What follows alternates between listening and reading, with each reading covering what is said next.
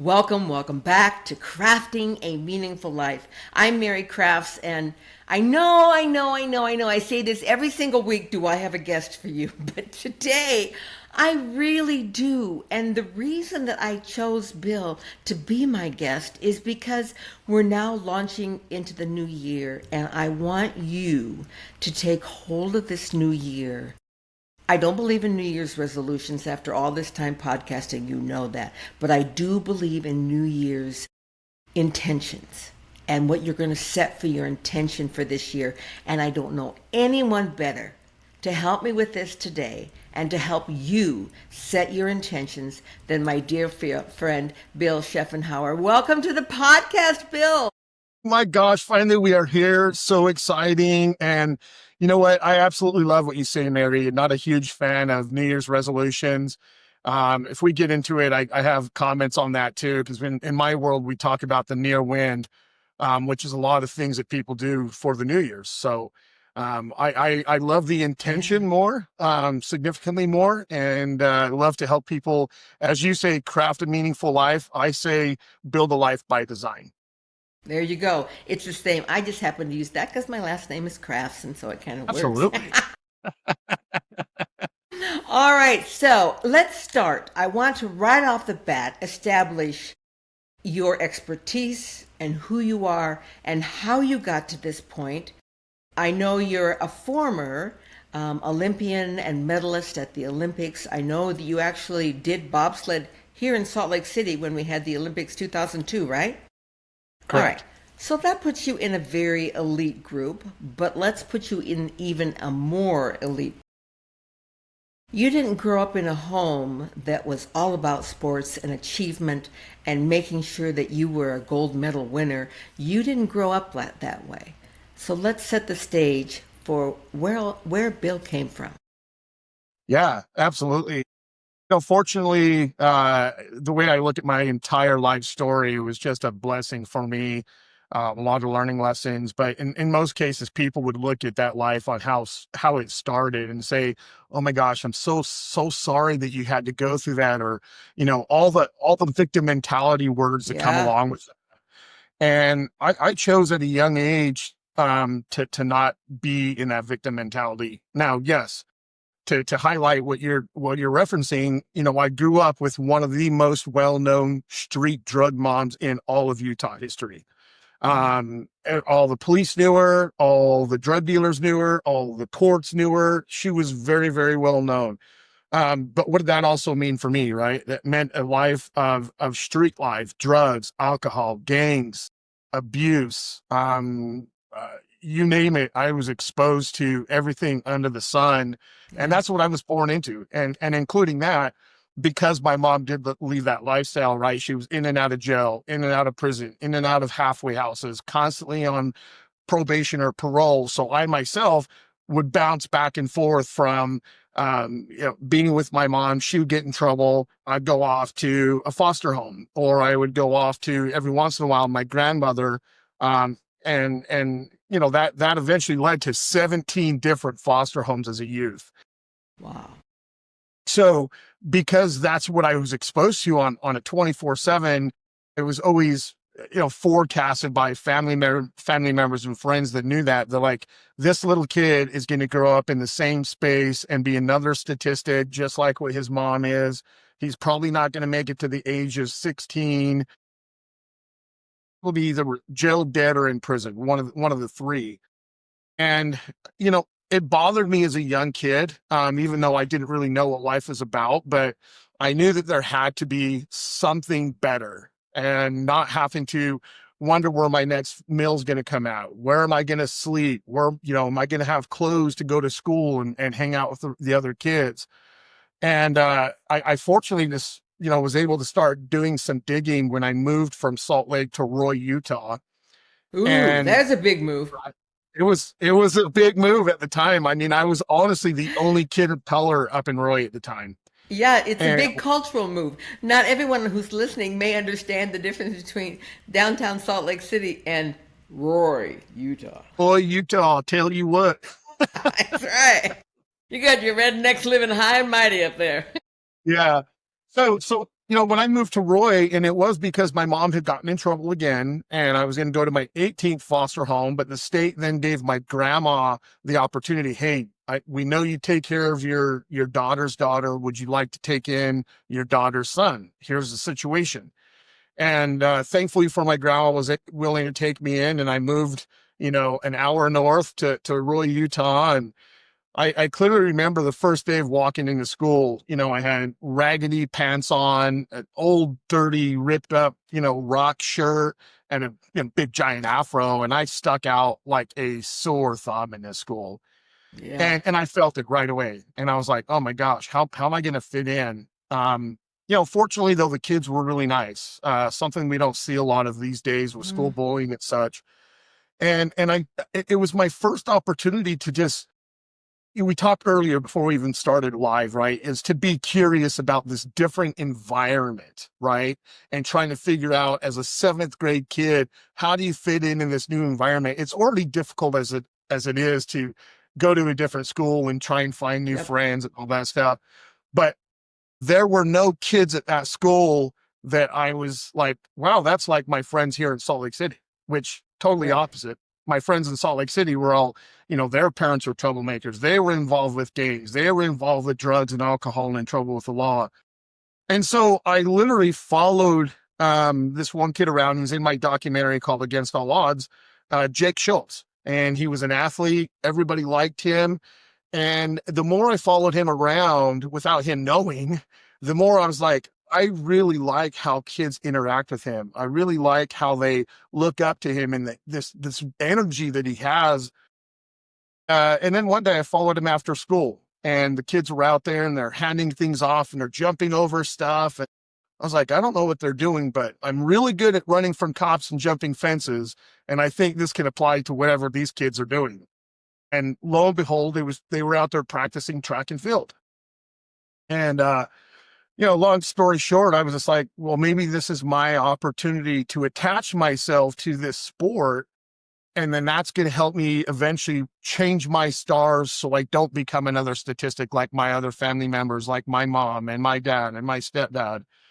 And my first year, I failed miserably. I mouthed off to the track coach, mouthed off to the baseball coach, got kicked off of both teams. That summer, went and hung out with some old school friends and broke into Bingham Schwinn and got busted for that, and went to juvenile detention and had to go to court and do after school like hours and all this stuff. And it was like, well, wait a minute, that's not what we were trying to do here. And at that point in time, I knew that my grandma didn't have the tools and resources to really help me elevate to that next level. But what I did know is that my teachers and coaches would potentially help me, and they mentioned it several times before. So I reached out to them to say, hey, this is who I am. I'm this kid, seventh grade kid who moved from Salt Lake City, now eighth grade. And I don't want to follow the same footsteps as my mom and end up in trouble with the law. And I want to be someone that like all the other kids like, and they're involved, and I'm involved with them. And, how do I create this new architecture, if you will? And thankfully the teachers and the coaches are like, hey, we believe in you. And they were willing to stay like after school, help me, extra homework. They were willing to do whatever it took to help me really understand what does it look like to go from this kid with nothing to just a normal kid in society. And, a lot of success principles like taking accountability, team dynamics, and all those things are things that I had an opportunity to learn early on.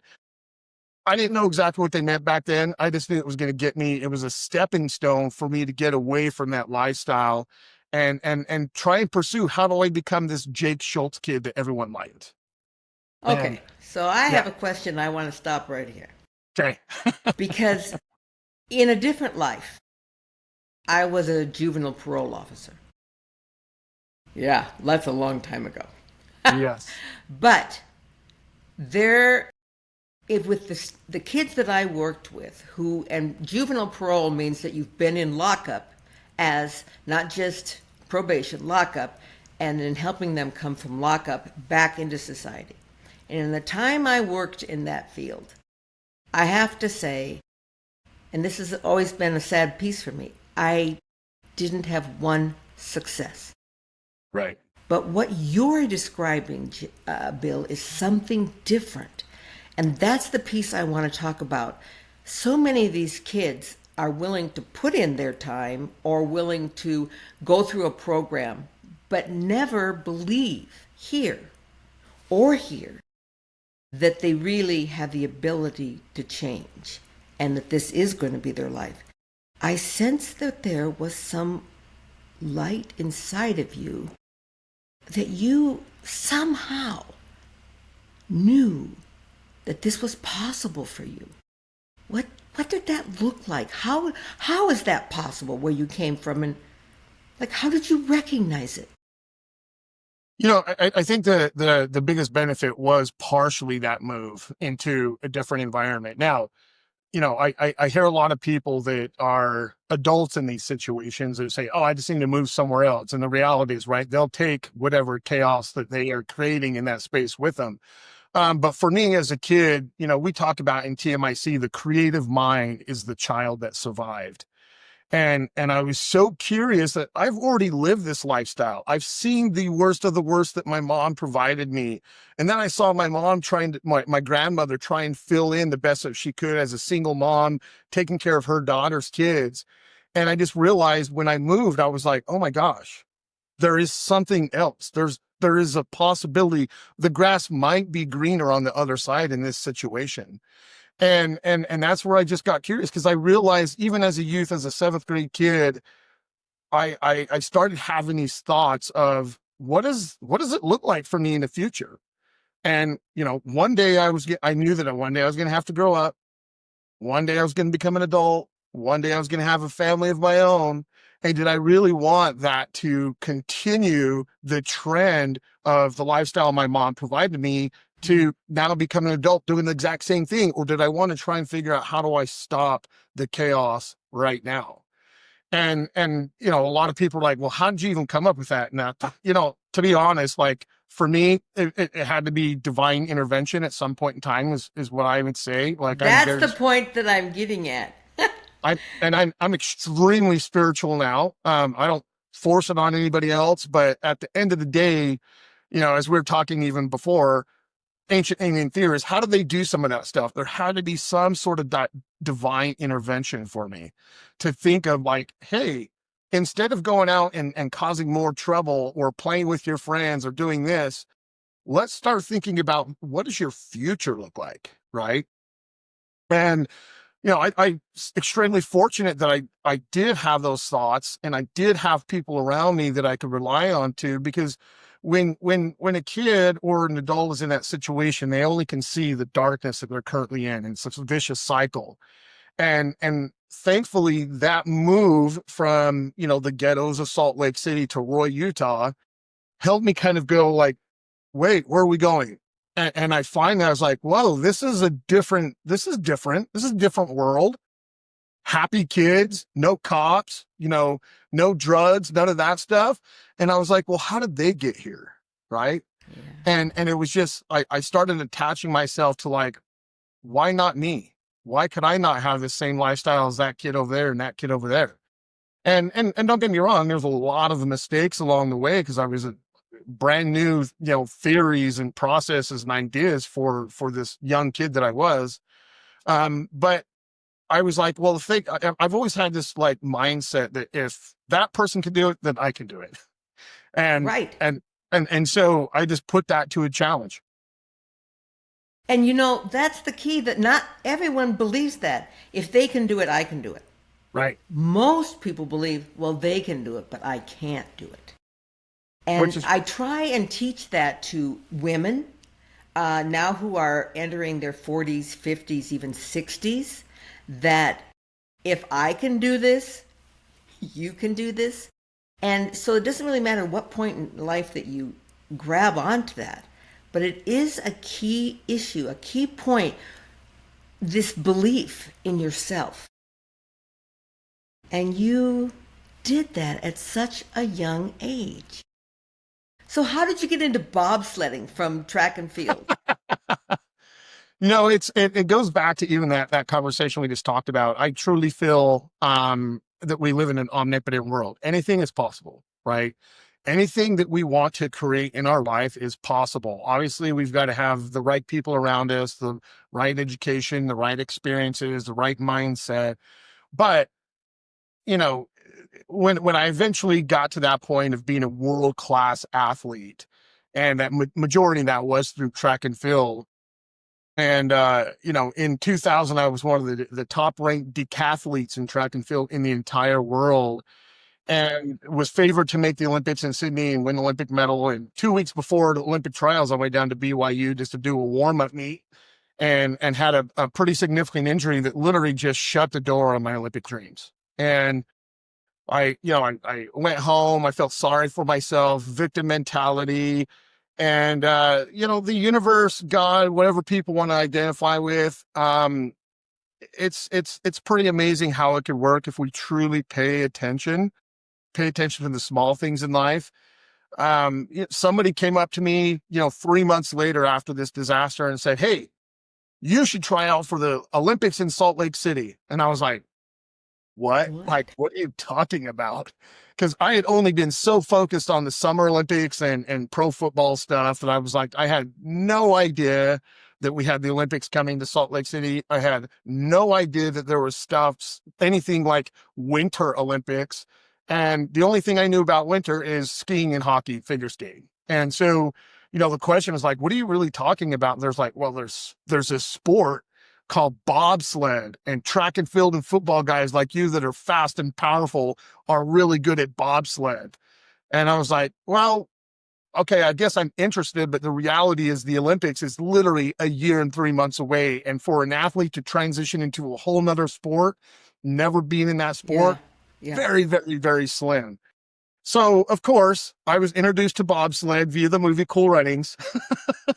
One of my faves. Okay. Right? So I had the opportunity to watch, Jamaican bobsled team do their thing, and that sparked a little bit more interest. But it wasn't until I had the opportunity to watch a video of Team USA competing in St. Moritz, Switzerland, and I saw the true physicality, strength, power, explosion, and speed it really took to push this heavy, you know, object down with three other guys and jump in and go down. And I was like, well, that looks a little interesting. And I think I can apply, what I was doing in track over to here. And had some of the coaches come up when I was living up in Ogden at the time and training at Weber State, and they came up and watched one of my workouts, and they said, "We want to invite you up to Park City to come and try things out." And at the end of the day, we sat and met with my family and my coaches that I was working with in track and field. And did we have a massive failure? Absolutely. We had a massive failure in not making the Olympic team in 2000, but we just gathered and we said, what would that look like if we really did make this big move and switched over to a sport we've never even heard of or never even been a part of? Why not? Right? We just took that mindset. Why not me? Why? Who's to say, like, the universe is delivering this opportunity to us? Obviously, there's a reason why. What if we took the same energy, mindset, focus, physical ability, and just took it out of this track and field bucket and dropped it into this new bobsled bucket? Why not? We've got a year and 3 months. Let's just go for it. How cool would that be if we could write this story? The kid who grew up on the streets of Salt Lake City turns his life around to make the Olympics in Salt Lake City. And we just went, that would be really cool. And I clearly remember that conversation thinking, man, what if we could really make this work out? And this is Yeah. just me alone in my own house. I'm thinking, man, that would be such an amazing story. And I was like, I'm just going to go for it. My team supports me. I'm still in shape. I still feel like I have something to offer the sports world. More importantly, I still have something to offer the world in general as this kid who overcame complete adversity, came from nothing to potentially achieve everything. And so we did. I had all the support from my coaches, support from the family, and we just went for it. And a year and 3 months later, made the Olympic team and won the first Olympic medal for Team USA right here on our home soil in 46 years. Wow. Okay, so let me just stop and point out again. It's the same principle that you grabbed a hold of in high school that you now grabbed a hold of them. You asked the question, well, why not me? And what would happen if I just tried, and did this? Well, the issue becomes with so many people is they ask that question, well, why not me? And what they answer back, unfortunately, is, well, because I might fail. And that fear keeps them from grabbing a hold of what might be. I just have to say again, Bill, there was a piece inside of you that innately lived, and you were given opportunity after opportunity, and you stepped in. You didn't just lean in and look around like what's going on in there. I mean, you stepped in and jumped in with both feet. Instead of asking, well, why not me? Oh, I might fail. You said, well, why not me? Damn, let's go for it. Yeah, that's That it. takes an innate amount of courage, Bill. Yeah. Well, I mean, at the end of the day, Mary, I had nothing to lose, right? The expectations of what I was supposed to accomplish, if you ask society, was very, very little. And I think that's where a lot of people tend to get like derailed, is like, well, what is that person going to think? What is that person going to think? I was like, I don't care what anybody thinks. Like, my goal when I decided to pursue this new lifestyle and change my stars was just that. I just wanted to change my stars. I want to change my path. It was no one else's, so I didn't care what anyone else thought.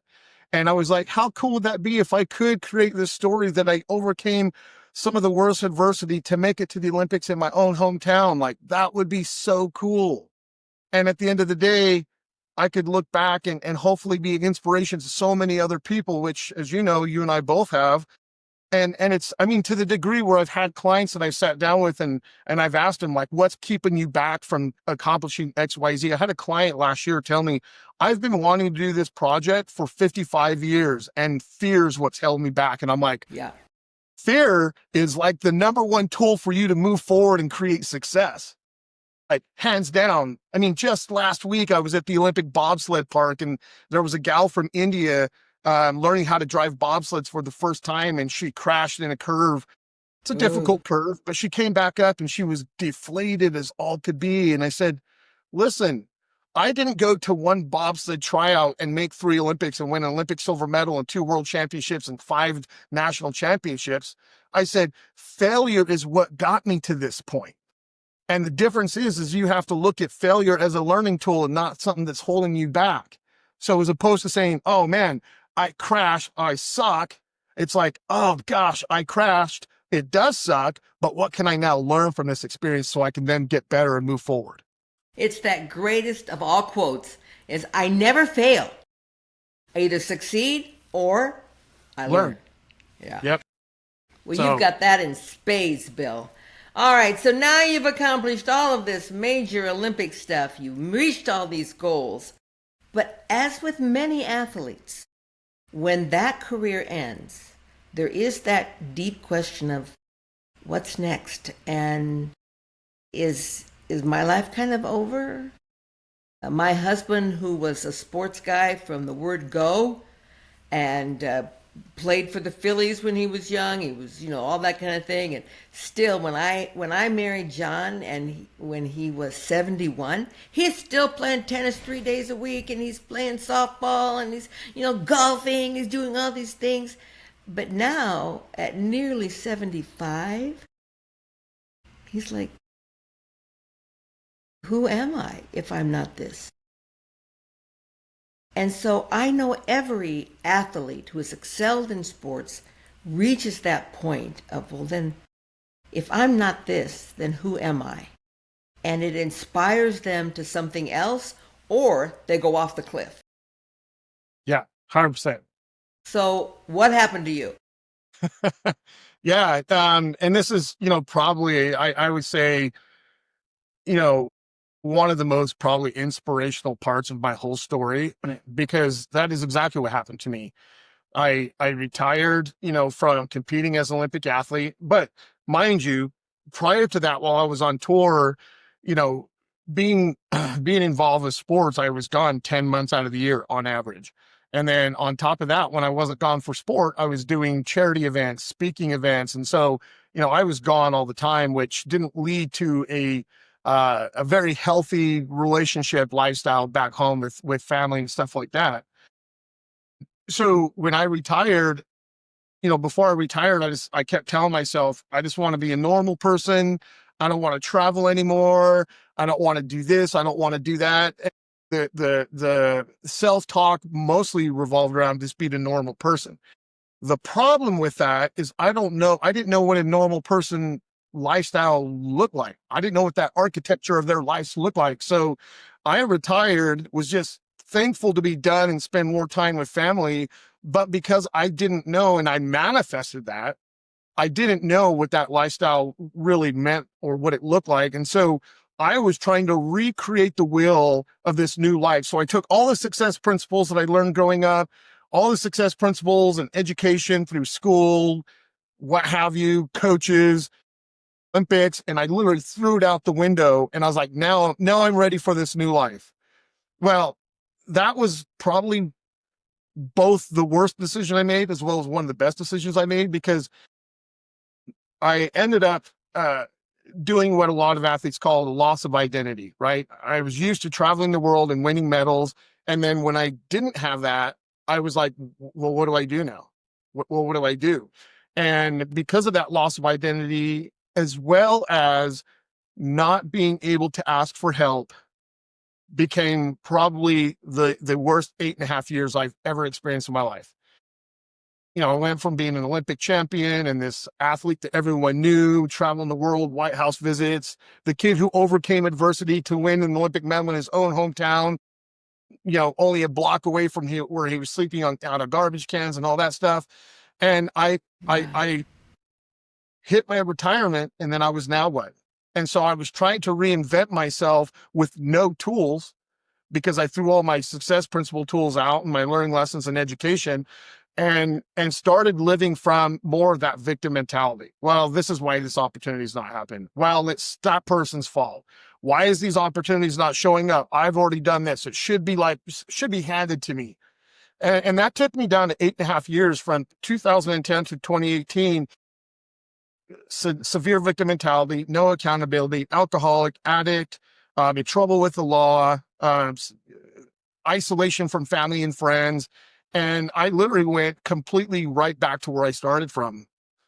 And 2016, and hopefully I don't freak anybody out in here, but I'm very, very transparent in my life. Yeah. I was, director of development at Ballet West, which you and I know Ballet West very well, but I was miserable. I was absolutely miserable. And in 2016, made a choice to take my own life. And fortunately, again, obviously I'm still here, overcame that. And it took probably another 2 years until 2018. And then I got connected to TMIC, and I was like, man, what am I doing?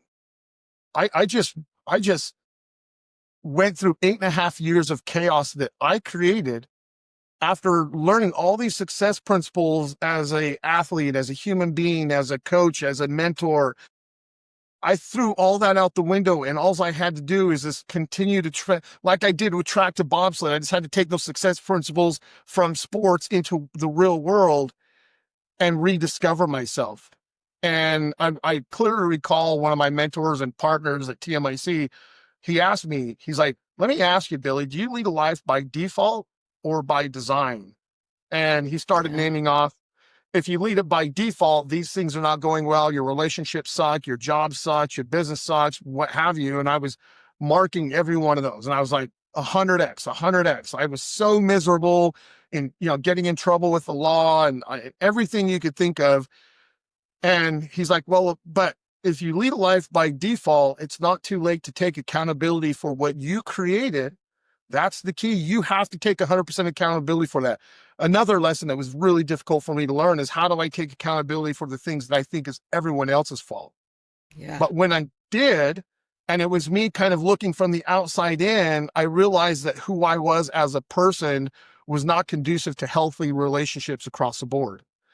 And I was like, man, if there's an opportunity to recreate my life by design, and I have this one last chance, and mind you, when this conversation showed up in 2018, I was planning out my next suicide because I was still so miserable. Yeah. And I was like, God, if this is the opportunity that you're trying to make blatant in front of my face, I'm gonna attach myself to this and really just go for it. And I will commit more to you. I will commit more to being of service as a human being.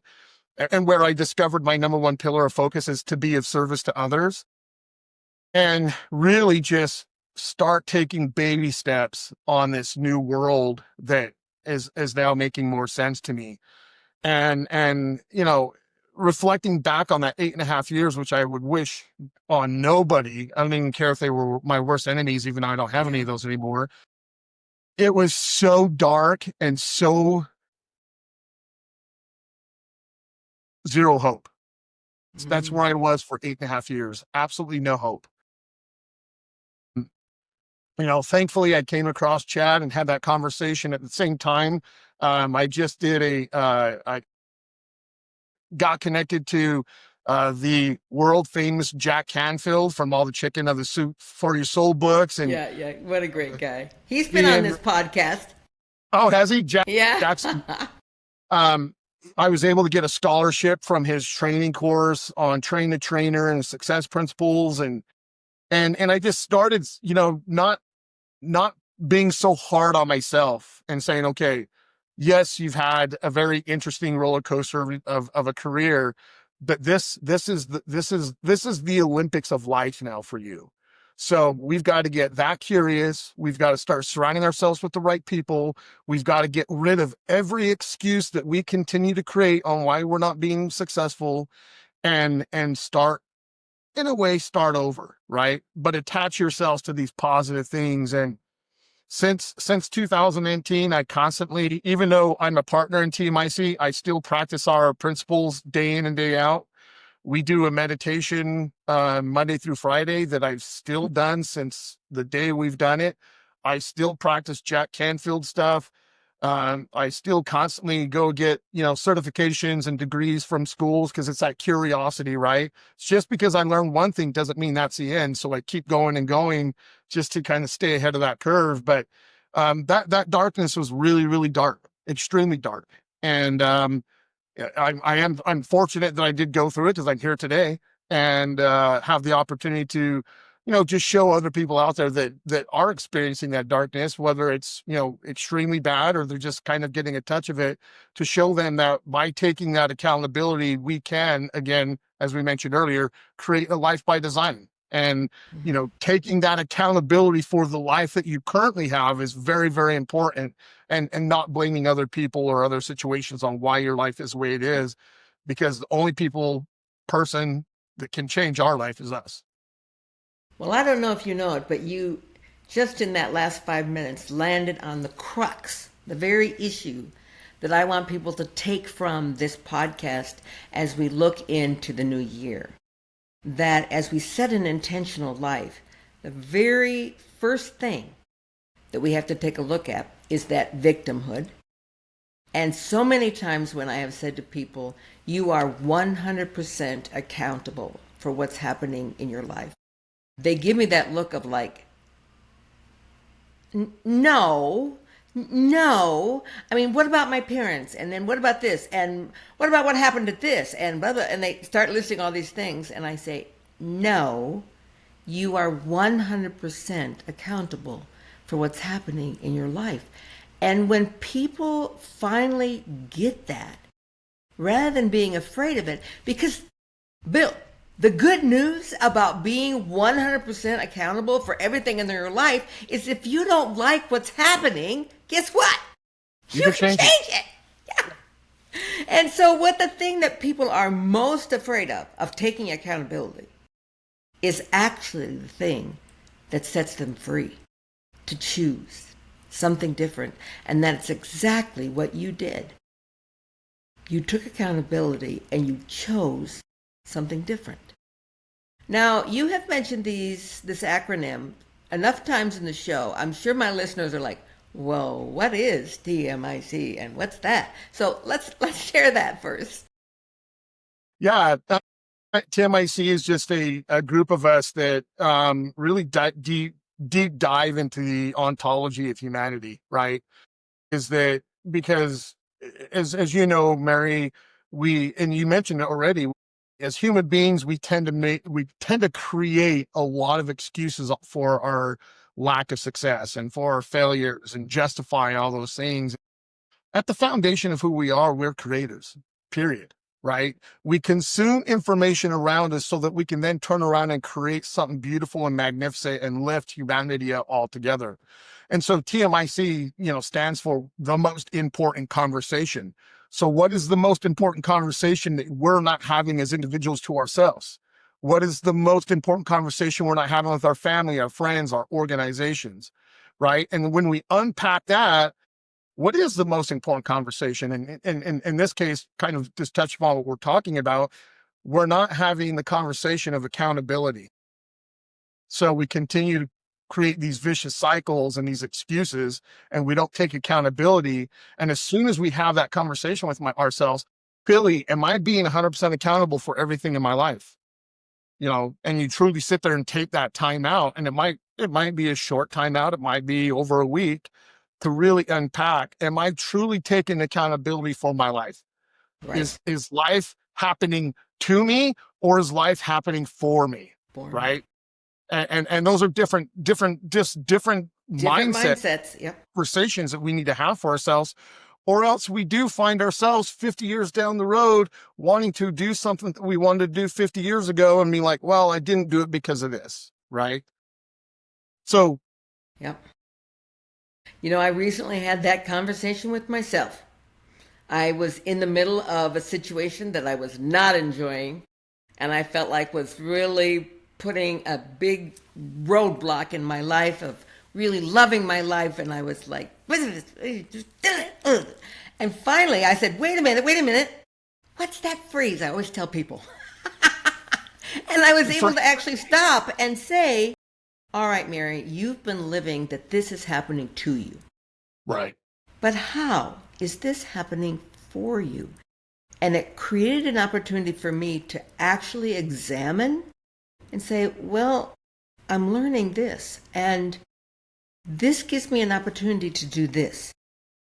And if this hadn't happened, I might just be here twiddling my thumbs and thinking, wow, life is so great, I guess I'm done. But I was actually able to take that piece of advice and move through it. And once I accepted it as it was for me, by golly, if 2 days ago it didn't begin to resolve itself, which I had nothing to do with, but it opened up the pathway with the universe to make that happen because I first stepped in to Right. accountability and taking it in as a position of gratitude rather than, dang, why is this happening to me? Right. It's a true principle, Bill. Yeah, 100%. I mean, it's really interesting, even this conversation. I think you and I could sit here and chat for hours, Mary, but things that come up for me is like, again, one thing that Jack taught me is that E plus R equals O. You have an event plus your reaction or your response, we can then dictate the outcome or not dictate the outcome. Because the more we live reactive through life, the less opportunity we have to dictate where we want to go. But when we can come from that mindset of being responsive, meaning we take that time out and say, okay, is this happening to me or is it happening for me? And we download that and be like, this is actually happening for me. So what are the next steps I Yeah. need to take to then dictate the best outcome possibly for me or my organization or my team, right? Yeah. Bill, I want to ask you a question. I posted on social media about a week ago, and I got all sorts of different answers. I wanted to know your take. So, in talking about gratitude, does healing happen before the healing, or does gratitude happen before the healing, or does the healing happen before the gratitude? Oh man, that could go both ways. I think in reality, I think my response to that would be as soon as you decide to have gratitude, the second you think about having gratitude is when the healing will start. Yeah. They're Right. hand in hand. Right. They have to move forward together. If you wait to be healed before you're grateful, Not going to it's happen. not happening. But if you say, well, if I'm just grateful, then I'll be healed, that's not happening either. Nope. Has to But have you intention. became grateful for your opportunities as you moved to Roy. You became grateful for your opportunities to step into the Olympics and and heal that mindset.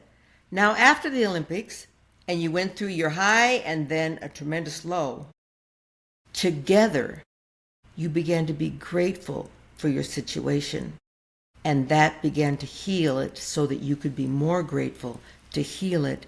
And I think that this is such a key piece, Bill. People think, well, when I'm fixed and I'm healed and I'm like flying high, then I'll have something to be grateful for. But it's that very thing we've just been talking about. Is it happening to me or for me? If it's happening for you, which you and I both can guarantee that to somebody, Yeah. then the gratitude begins to flow. Yeah. And yeah, I love what you're just saying too, because the self-talk that I've created over time to address the maybe not so positive things that happen to us in life is as soon as it happens, my mindset doesn't go to like, oh, why me? Why is this happening to me? My mindset goes to, oh, wow, this situation just happened. I don't like it, right? It's not the funnest part, but what can I learn from it? What am I supposed to learn from this situation? As opposed to like, oh man, this sucks. What am I going to do? Poor me, blah, blah, blah. Right. I don't have any more of that conversation, but we also, one of the things I want to highlight, Mary, as you know, is that these mindsets and this self-talk and these thoughts and these principles are daily practices. Yes. We can't just read one book on success principles and expect to go out and change our entire life in the world, right? You have to take those success principles and implement them in your architecture, remove the negative things out of your architecture, people, places, and things, remove those things and start replacing them with better things that we practice on a daily basis. And when we can do that, life is just different. It's really interesting. I don't know if have you ever watched Interview with a Vampire? No. Oh, anyways, Okay. Add that yeah, to my list for the holidays. Okay, got it. it's just Brad Pitt and Tom Cruise are vampires, and because they see different, they're just different people, right? And this is maybe a bad analogy, but hopefully people out there that have seen a show, they just see life differently.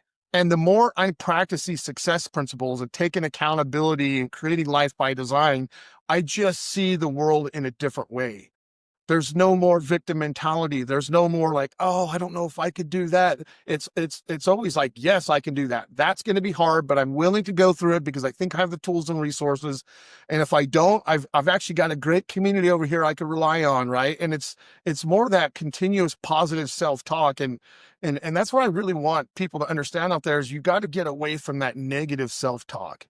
Because even Yeah. if you're not the very best, doesn't mean you still can't be the very best if you do some of the things that we're talking about. Amen. Let it be so. Right. Bill, as we wrap up today, I want you to share with my listeners as they're approaching the new year, what is the one piece of wisdom? I don't call it advice. I call it one piece of wisdom from Bill Schuffenhauer that you would like them to ponder on as they approach their intentions for this year. Yeah, normally I'd give you one of my quotes, but I'm going to kind of frame it like this. What would your life look like if you were to come at it with more intention? If you were willing to step into that uncomfortable zone of transformation, what could your life look like a year down the road, 5 years down the road, 20 years down the road? What could it look like if you do some of these things that we talk about and you implement them into your life?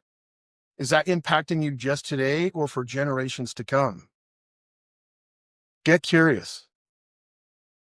I love that. Get curious about you, your life, where you're going, about others, their lives, where they're going.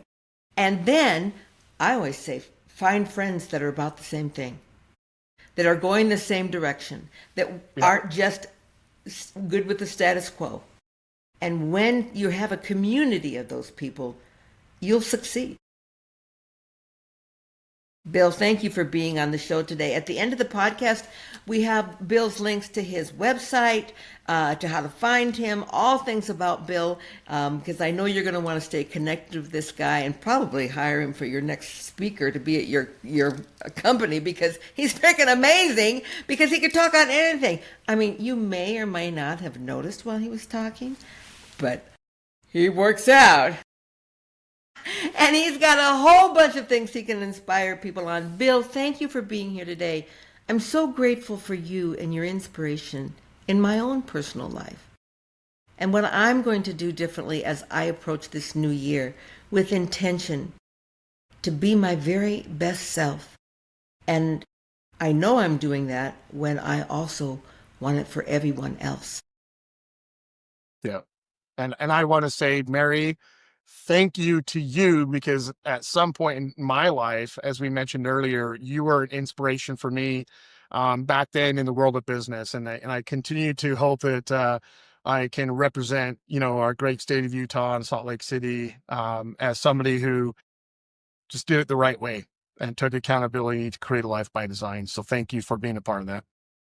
Bill, in February, I'm going to receive a great honor in this state as Entrepreneur of the Year, and whoever thought that I would receive that at this age, but I'm sending you a personal invitation. I want you there. I would love and be honored to be there for that. Absolutely. All right, I'll look forward to the next big hug then in February. And until we meet again, my dear, dear listeners and friends, remember, life is not just going to happen to you. You have to be actively involved and make choices to craft your meaningful life. Namaste. Crafting a Meaningful Life.